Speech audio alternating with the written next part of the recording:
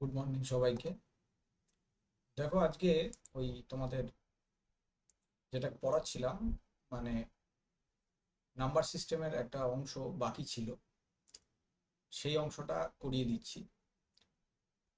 তো ওখানে আমাদের ওয়েটেড কোড আছে আর নন ওয়েটেড কোড আছে।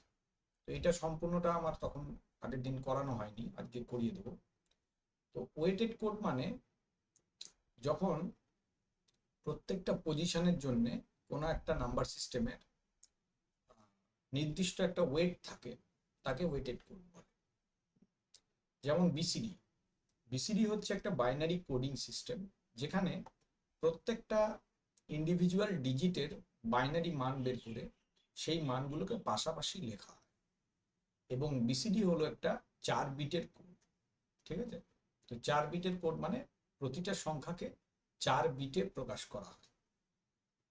এবার দেখো, শব্দটার মধ্যে লেখা আছে বাইনারি কোডেড ডেসিমেল। তার মানে ডেসিমেল সংখ্যাকে বাইনারিতে প্রকাশ করা হয়। তো ডেসিমেলের সবচেয়ে বড় সংখ্যা কোনটা? 9। আর সবচেয়ে ছোট সংখ্যা কোনটা? 0। তার মানে 0 থেকে 9 অবধি সংখ্যাগুলোকে বাইনারিতে প্রথমে আমাদের লিখে নিতে হবে। তারপর কি হবে, যে কোনো একটা সংখ্যা যদি দেওয়া হয় বা মানে ডেসিমেল সংখ্যা, তার বিসিডি বের করবো আমরা আলাদা আলাদা করে। যেমন ধরো, লিখে নিচ্ছি, দেখো। ধরে নাও, প্রথমেই আমি যেভাবে আগের বার তোমাদের দেখিয়েছি আগের ক্লাসে, একটু যদি লক্ষ্য করো তাহলে মনে করতে পারবে। 4টে বাটখারা আছে আমার কাছে। এই 4টে বাটখারা দিয়ে আমি ওজন করব। কত কত ওজন করব? না, 0 থেকে 9 অবধি। তো জিরোর ওজন, জিরোর জন্য কোন বাটখারাটা লাগবে? একটাও লাগবে না। যদি একটাও না লাগে, তাহলে সবকটার নিচে আমরা 0 বসিয়ে দেবো। 1, 1-এর জন্য কোনটা লাগবে? 1-এর জন্য শুধু একটাই বাটখারা লাগবে, যেটার ওজন 1 কেজি। তার মানে এই 1-এর নিচে 1 বসাবো, বাকি সব কটাকে 0 করে দেবো। 2 যখন লিখবো, 2 কেজির জন্য আমার কোনটা লাগবে বাটখারা? এটা বাটখারা হিসেবে বলছি, অ্যাকচুয়ালি বাটখারা ব্যাপারটা না, বোঝানোর জন্য বলছি। দেখো, শুধু 2 কেজির বাটখারাটা লাগছে, তাহলে এখানে 2-এর নিচে 1 দিলাম, বাকি সবগুলো 0। তাহলে 3-এর জন্য কত লিখবো? 0, 0, 1, 1। এটা অলরেডি আমার পড়ানো হয়ে গেছে, তাও আমি করে দিচ্ছি, যেহেতু যদি কেউ আগের ক্লাসটা না করে থাকো তার জন্য। দেখো, 4 কেজির জন্য, সরি, 4-এর জন্য তো এটা লাগবে না, এটা 3-এর জন্য। 4-এর হচ্ছে প্রথমটা লাগবে, মানে সেকেন্ডটা লাগবে, আর কোনোটাই লাগবে না। মানে শুধু 4 কেজির বাটখারাটা লাগবে, আর কোনোটাই লাগবে না। মানে যে সংখ্যাটা লাগবে তার নিচে 1 বসাচ্ছি, আর যেটা লাগবে না সেটার নিচে 0 বসাচ্ছি।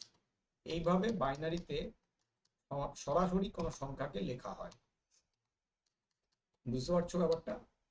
তো এটা আমি কেন লিখে নিচ্ছি, কারণ এই 4টা না থাকলে বিসিডিতে কনভার্ট করা যাবে না।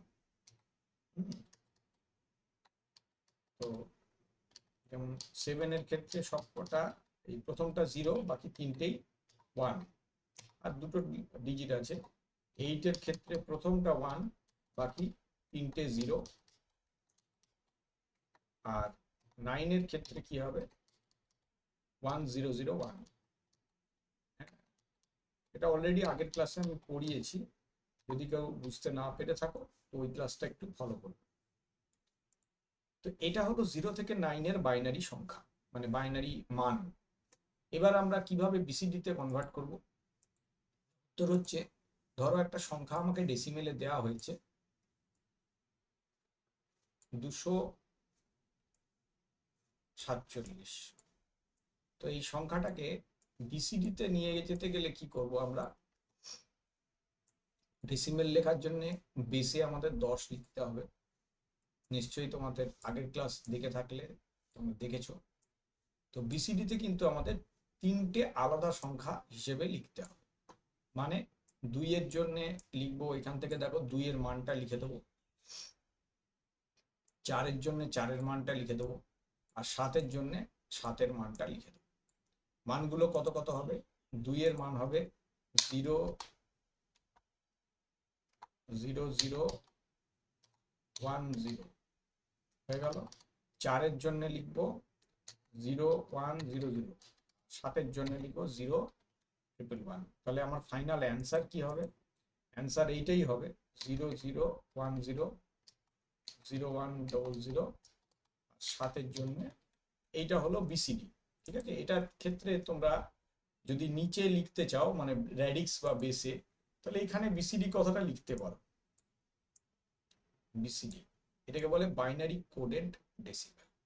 ঠিক আছে, আচ্ছা, তো এই বিসিডি যেভাবে লিখলাম এক্স্যাক্টলি একদম সেম সেম পদ্ধতিতে 8421 কোডটাও কাজ করে। এটা হচ্ছে 8 বিটের কোড। যে কোনো সংখ্যাকে আমরা বিসিডির মতন করে প্রকাশ করতে পারি, তবে এইটা আলাদা করে খুব বেশি ব্যবহার যে হয় তা নয়। এটা বিসিডি তৈরি করার জন্যই প্রধানত ব্যবহার করা। তো নেক্সট যে কোডটা বেশি দরকারি সেটা হলো এইটা 84 -2 -1। তো একটু আগে আমি করলাম, দেখো এটা বাটখারাগুলো ছিল 8 কেজি, 4 কেজি, 2 কেজি, 1 কেজি, তার উপরে আমি ওজন করছিলাম। এইবার 84 -2 -1 এর ক্ষেত্রে বাটখারার ওজনটা চেঞ্জ হয়ে যাবে। এবার কি হবে? বাটখারার ওজনগুলো হয়ে যাবে 8 4 -2 -1। এই যদি বাটখারার ওজন হয় তাহলে আমরা যে কোনো সংখ্যাকে, যে কোনো ধরো ডেসিমেল সংখ্যাকে কিভাবে লিখব? 0 হলে তো কোনো ঝামেলা নেই, সব কটাই 0 হবে।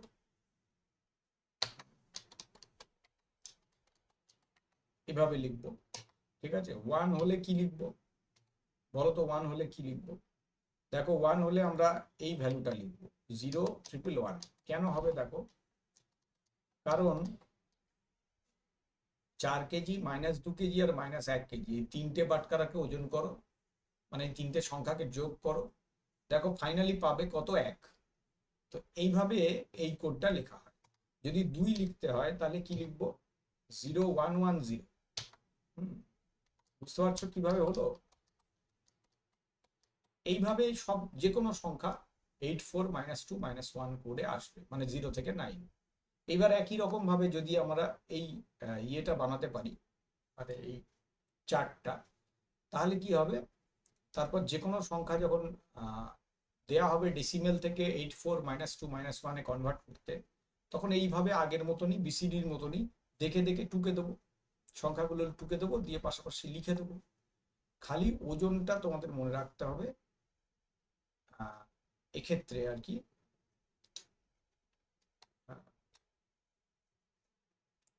মানে এটার ক্ষেত্রে সবসময় মনে রাখতে হবে যে ওজনটা হলো 84 -2 -1।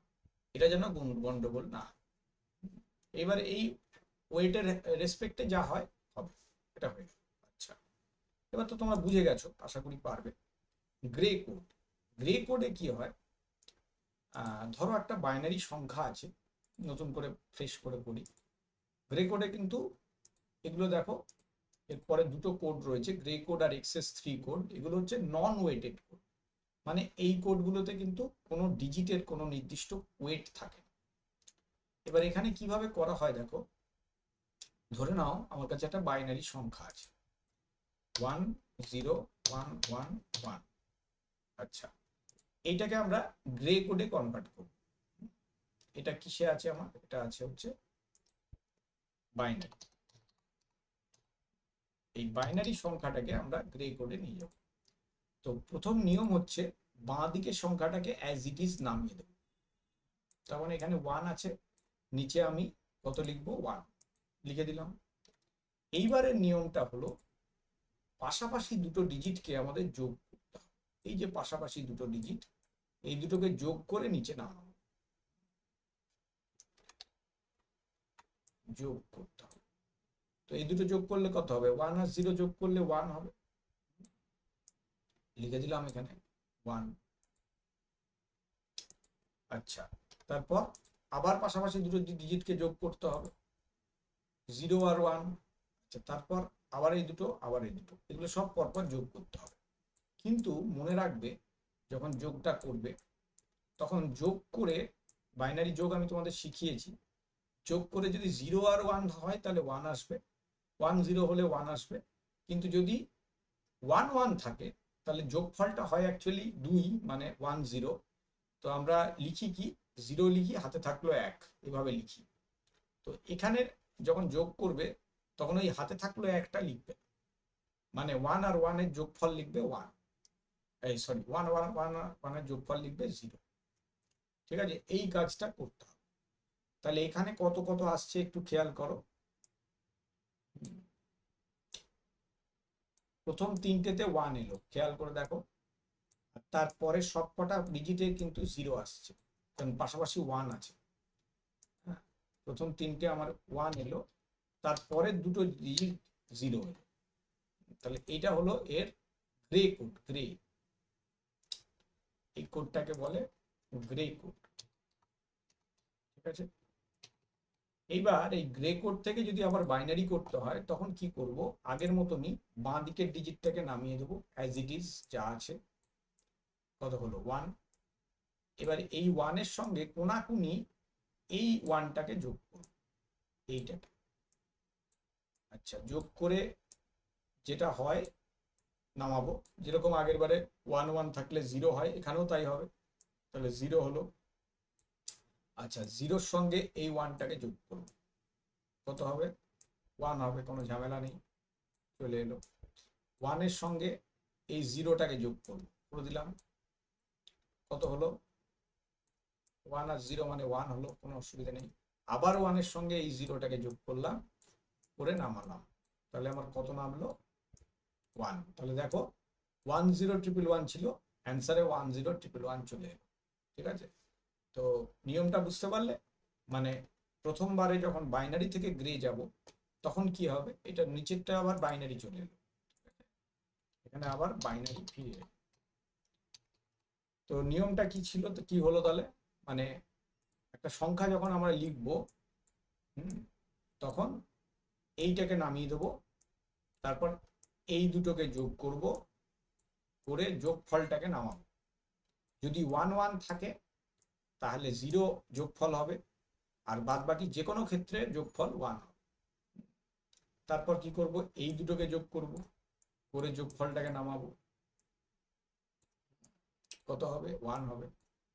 ঠিক আছে, আর তৃতীয়বারে কি করব, এইটাকে নামিয়ে দেবো আগের মতনই, নামিয়ে দিলাম, তারপর এই কোনাকুনি যোগ হবে, মানে এটার সঙ্গে এটা যোগ হয়ে নামবে, কত হলো, 1 হলো। 1 1 আবার এই দুটো যোগ হলো, কোনাকুনি দিয়ে নামলো। এবার শুধুমাত্র মনে রাখতে হবে, যখন যোগ করবে তখন এই 1 আর 1 যদি যোগ করো, গ্রে কোডের ক্ষেত্রে সবসময় যোগফল আসবে 0, অ্যাকচুয়ালি 2 হয়, মানে 1 0। এই 1টাকে ডিসকার্ড করা হয়, এখানে এটাকে বাদ দেওয়া হয়। এটা কিন্তু অ্যাকচুয়াল প্রসেস না, আগেই বলে দিই, এটা হলো শর্টকাটে একটা পদ্ধতি। ঠিক আছে, এটা অ্যাকচুয়ালি এক্সঅর করা হয়, একটা সার্কিট থাকে, এক্সঅর করে তারপর এটা আসে। তো সেই এক্সঅর গেটটা যেহেতু তোমাদের এখনো করানো হয়নি, সেই জন্য এইভাবে যোগ করে করে আমি জিনিসটাকে শেখাবো। ঠিক আছে, তো গ্রে কোড হয়ে গেল। আর আরেকটা যেটা আছে এক্সেস 3 কোড, এটা খুব সোজা। এক্সেস 3 কোড মানে যে কোনো কোডের সঙ্গে যদি অতিরিক্ত 3 যোগ করে দেওয়া যায় তাহলে সেটাকে বলে এক্সেস 3 কোড। মানে ধরো একটা সংখ্যা আছে 4 2 6, তো এটার যে এক্সেস 3 কোড হবে, তো এটাকে যখন আমরা লিখবো তখন আমরা সরাসরি বাইনারিতে লিখবো, যেরকম ভাবে বিসিডি কে লিখেছি সেইভাবে, কিন্তু 3 করে যোগ করে লিখবো। তার মানে 4-এর জন্য 7 লিখবো, মানে 7-এর বাইনারি। 2-এর জন্য লিখবো 5, 6-এর জন্য লিখবো 9। এই সংখ্যাগুলো আগে লিখে নেব, এবং এইগুলোর যে বাইনারি মান সেইগুলোকে আমরা উত্তরে লিখব। তার মানে বাইনারি মান কত হবে, 0 1 1 হচ্ছে 7-এর মান, 5-এর মান হচ্ছে 0 1 0 1, এবং 9-এর মান হচ্ছে 1 0 0 1। এই হচ্ছে আমাদের এক্সেস 3 কোড। বুঝতে পারলে? XS3 মানে অতিরিক্ত 3, মানে যা থাকবে সংখ্যাটাতে প্রতিটা ডিজিটের সঙ্গে 3 অতিরিক্ত যোগ করব, করে যেটা আসবে তার বাইনারিটাকে আমরা উত্তরে লিখে দেবো। এটা হলো XS3 কোড। হয়ে গেল। এইবার এই কিছু এনকোডিং স্কিম আছে, যেমন ধরো অ্যাসকি আছে, ISC আছে, আর ইউনিকোড আছে। অ্যাসকি মানে হচ্ছে কম্পিউটারে আমরা যখন কোনো কিছু টাইপ করি তখন কম্পিউটার কি করে, ওটাকে কনভার্ট করে দেয় বাইনারিতে। তো বাইনারিতে কনভার্ট করে যে কোডটা তৈরি হয় সেটাকে বলে অ্যাসকি কোড। ঠিক আছে? তো এটা 7 বিট হয় সাধারণত, 8 বিট হচ্ছে এক্সটেন্ডেড অ্যাসকি হয়। তো এটা 1011 যেটা করে দেয়, যেমন ধরো এ যদি লিখি তাহলে এর অ্যাসকি কোড হচ্ছে 65। তো 65 তো কম্পিউটার 65ও বুঝবে না, তাহলে কম্পিউটার কি বুঝবে? 65-এর যে বাইনারি মানটা সেইটা। এই পদ্ধতিটাকে বলে অ্যাসকি। অ্যাসকির ফুল ফর্ম হচ্ছে American standard code for information interchange. ঠিক আছে? American standard code for information interchange. হয়ে গেল। এই সেম জিনিসটাই যখন ভারতীয় ভাষাগুলোর জন্য ব্যবহার করা হয় তখন ওটাকে বলে Indian standard code for information interchange, ISC। তো এটার ক্ষেত্রে আমেরিকান হবে না, এক্ষেত্রে কি হবে? ইন্ডিয়ান। ঠিক আছে? আর ইউনিকোড হচ্ছে আন্তর্জাতিক একটা স্ট্যান্ডার্ড, যে কোনো পৃথিবীর ভাষাকে ইউনিকোড দিয়ে এইভাবে বাইনারিতে প্রকাশ করা। ঠিক আছে? এটা একটু পড়ে নেবে, তোমরা বইতে হয়তো পাবে, নিশ্চয়ই পাবে। আচ্ছা, হয়ে গেল। এইবার আমরা চলে যাব ওয়ান্স কমপ্লিমেন্ট এবং টুস কমপ্লিমেন্ট। ওয়ান্স কমপ্লিমেন্ট এবং টুস কমপ্লিমেন্ট দুটো কাজে ব্যবহার হয়। একটা হলো বাইনারি বিয়োগের জন্য, আর একটা হলো নেগেটিভ নাম্বার রিপ্রেজেন্টেশন। কিভাবে করা হয়? খুব সোজা। ওয়ান্স কমপ্লিমেন্ট মানে যে সংখ্যাটা থাকবে তার জিরোগুলো 1 হয়ে যাবে, 1গুলো 0 হয়ে যাবে। প্রচন্ড সোজা। যে কোনো সংখ্যার ওয়ান্স কমপ্লিমেন্ট মানে 1 আর 0 উল্টে যাবে। দেখো এখানে 1101 আছে, উত্তর কি হবে? 001110। হয়ে গেল। বুঝতে পারলে? আর টুস কমপ্লিমেন্ট মানে ওয়ান্স কমপ্লিমেন্ট করে যেটা বেরোচ্ছে তার সঙ্গে 1 যোগ করলেই টুস কমপ্লিমেন্ট হয়। তো এইটা হলো উত্তর। দেখো, দেখলেই বুঝতে পারবে। খালি মনে রাখতে হবে টুস কমপ্লিমেন্ট যখন করবে তখন ওই যে +1টা করছো সেটা একদম ডান দিকে যোগ হবে। সংখ্যাটা যদি দশমিক সংখ্যাও হয় তাহলেও একদম ডান দিকে ডিজিটটার সঙ্গে 1 যোগ হবে। এটা মনে রাখতে হবে। আমি টুস কমপ্লিমেন্ট করার একটা শর্টকাট মেথড দেখিয়ে দিচ্ছি। যে কোনো সংখ্যা, ধরো তোমার বাইনারিতে দেওয়া হয়েছে 10110, তো ডান দিক থেকে প্রথম 1 অবধি টুকে দেবে। ডান দিক থেকে প্রথম 1 কোথায় আছে? এইখানে আছে। তাহলে আমরা টুকে দেবো 10। বাকি যেটা পড়ে আছে মানে 101, এইটার ওয়ান্স কমপ্লিমেন্ট করবো। ওয়ান্স কমপ্লিমেন্ট মানে কি? 1 গুলো 0 হবে, 0 গুলো 1 হবে। তাহলে অ্যান্সার কি হবে? 010। বুঝতে পারলে? তাহলে এইটার টুস কমপ্লিমেন্ট কি হলো? 01010। ঠিক আছে? এবার ধরো একটা সংখ্যা আছে 1011, ডান দিক থেকে প্রথমে 1 অবধি টুকে দেবো। তাহলে প্রথমেই 1 আছে, টুকে দিলাম, টুকে দিলাম, এটাই 1 আছে। এবার বাকিটার ওয়ান্স কমপ্লিমেন্ট করলে কি হবে? 010। তাহলে অ্যান্সার হলো 0101। বুঝতে পারলে? এইভাবে ডাইরেক্টলি টুস কমপ্লিমেন্ট করা যায়, মানে ওয়ান্স কমপ্লিমেন্ট না করেই, যোগ না করেই ডাইরেক্টলি টুস কমপ্লিমেন্ট করা যায়। তাহলে যদি দশমিক সংখ্যা থাকে সরাসরি টুস কমপ্লিমেন্ট বের করার এই পদ্ধতিটা ব্যবহার করবে। তাহলে কি হবে? সরাসরি তোমরা যে কোনো বাইনারি সংখ্যার ওয়ান্স কমপ্লিমেন্ট না করেই দেখবে টুস কমপ্লিমেন্টের অ্যান্সারটা পেয়ে যাবে। এবং এটা কেন দরকার? দশমিক সংখ্যা হলেও করতে পারবে, কোনো অসুবিধা নেই। তো এটা তোমাদের কেন দরকার? কারণ তোমাদের যেহেতু MCQ আসবে, তো এইভাবে কনভার্ট করার পদ্ধতিটা তোমাদের অবশ্যই প্রয়োজন। ঠিক আছে? তো দেখো, আমাদের আজকে প্রথম এই যে নাম্বার সিস্টেমের যে ইউনিটটা, এটাও কমপ্লিট হয়ে গেল। এবার আমরা বুলিয়ান অ্যালজেব্রাতে যাব পরের ক্লাসে। এই বুলিয়ান অ্যালজেব্রাটা কমপ্লিট হলে আমাদের ফার্স্ট ইউনিট কমপ্লিট হয়ে যাবে। ঠিক আছে, তো আজকে এইটুকুই রাখছি, পরের দিন আমরা বুলিয়ান অ্যালজেব্রা করব। ক্লাসগুলো প্রত্যেকটা ফলো করো, তাহলে দেখবে কন্টিনিউয়েশন থাকবে, বুঝতে পারবে। থ্যাংক ইউ সবাই।